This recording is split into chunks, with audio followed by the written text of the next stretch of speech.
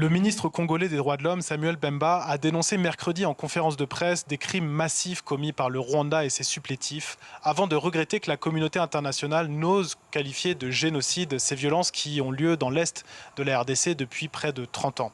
En réaction, le ministre rwandais des Affaires étrangères a qualifié de stupide cette campagne menée par la République démocratique du Congo auprès de l'ONU. La guerre dans les Kivu, que le Rwanda est accusé par son voisin congolais d'alimenter, prend racine dans le génocide perpétré contre les Tutsis en 1994. Selon l'ONU, environ 800 000 Rwandais avaient été tués, dont une grande majorité issue de la minorité Tutsi, mais aussi quelques Hutus modérés.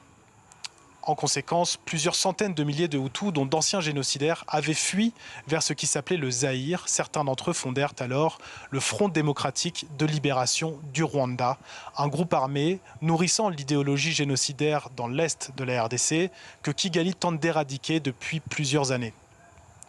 Dans cette guerre des narratifs, les Congolais s'appuient souvent sur un rapport de l'ONU publié en 2010, le rapport Mapping faisant état de violations des droits humains dans l'est de la RDC entre mars 1993 et 2003, afin de justifier la théorie d'un second génocide qui aurait suivi celui perpétré contre les Tutsis en 1994 et qui aurait été impulsé par le jeune gouvernement du président Paul Kagame.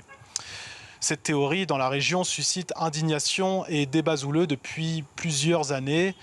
L'État rwandais, mais aussi bon nombre de journalistes et d'experts se sont rassemblés pour dénoncer cette théorie basée en partie sur un rapport dont ils jugent les conclusions trop hâtives.